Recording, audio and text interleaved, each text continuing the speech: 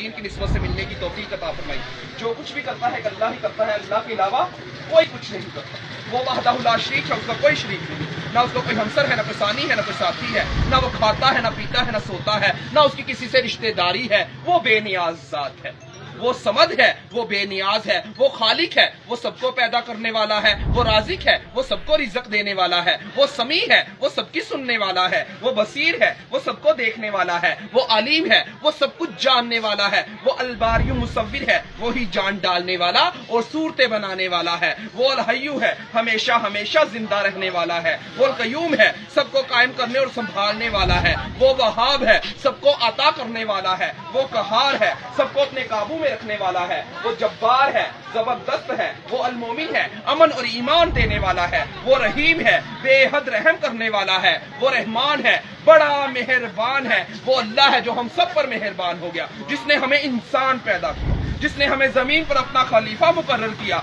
जिसने हमें अशरफुल मखलूकात बनाया। हम तो अपने रब का जितना भी शुक्र अदा करेंगे उतना ही कम है, जिसने हमें नबी करीम सल्लल्लाहु अलैहि वसल्लम की उम्मत में पैदा किया। देखो मेरे भाइयों, कैसे कैसे लोग आके आपको कह रहे हैं, ऐ लोगों अल्लाह के हुक्मों को मान लो, नबी के तरीकों पर चल लो, इसी में कामयाबी। हम तो नाचने गाने वाले थे, अल्लाह पाक ने कहाँ गंदगी के ढेर से उठाया, कहाँ नबियों वाले काम में बैठा दिया, और आज लाके आप लोगों के सामने खड़ा कर दिया। अभी भी नहीं समझोगे तो कब समझोगे?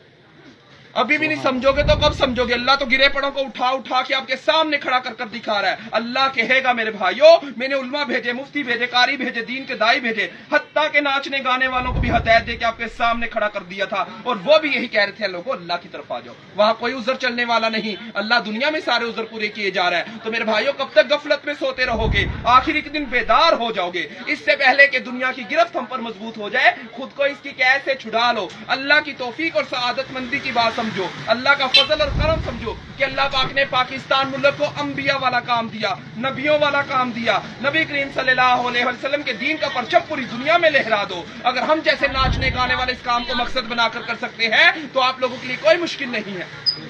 हमने तो सरों पे दुपट्टे सजाए हुए थे, आज अल्लाह पाक ने अमामे सजा दिए। हमने तो चेहरों पे मेकअप सजाए हुए थे, आज नबी करीम सल्लल्लाहु अलैहि वसल्लम का नूर सजा लिया। हमने तो पाँव में घुंघरू सजाए हुए थे, आज अल्लाह पाक ने अपने रास्ते में चला दिए। जिन लोगों के घरों में नाचने गाने जाते थे, आज दीन का पैगाम लेकर उन घरों में पहुंच रहे हैं। ये है ला इलाहा इल्लल्लाह, अल्लाह से होता है, अल्लाह के गैर से कुछ नहीं होता। अगर हम जैसे नाचने गाने वाले इस दीन के काम को मकसद बनाकर कर सकते हैं कि पूरा का पूरा दीन अल्लाह का होकर रह जाए, आप लोगों के लिए कोई मुश्किल नहीं है। क्या है कोई मुश्किल आप लोगों के लिए? पैसा तो हमारे तलवों के नीचे था, इस पे हम नाचा करते थे। अगर पैसों में कामयाबी होती, अगर मालों में कामयाबी होती, फिरौन, हमान, शदाद, कारून, नमरूद कामयाब हो जाता। कामयाबी है तो अल्लाह के दीन में कामयाबी है। सबसे बड़ा हुक्म अल्लाह पाक का नमाज का है। अगर नमाज के दौरान खाना काबा का, बैतुल्लाह का तवाफ रुक सकता है तो हमारे कारोबार क्यों नहीं रुक सकते? हमारी बातें क्यों नहीं रुक सकती? हमारी मजलिसें क्यों नहीं रुक सकती? हमें भी चाहिए जब अल्लाह के घर का बुलावा आ जाए, हम सब अल्लाह के घरों की तरफ रवाना हो जाए। तो इंशाल्लाह सारे नमाज पढ़ेंगे इंशाल्लाह। अब हमारी मस्जिद में जमात है, सारे भाइयों की खास तलीम होगी जोहर में, तो सारे भाई आएगा, इंशाल्लाह फायदा होगा। ठीक है, अस्सलाम वालेकुम।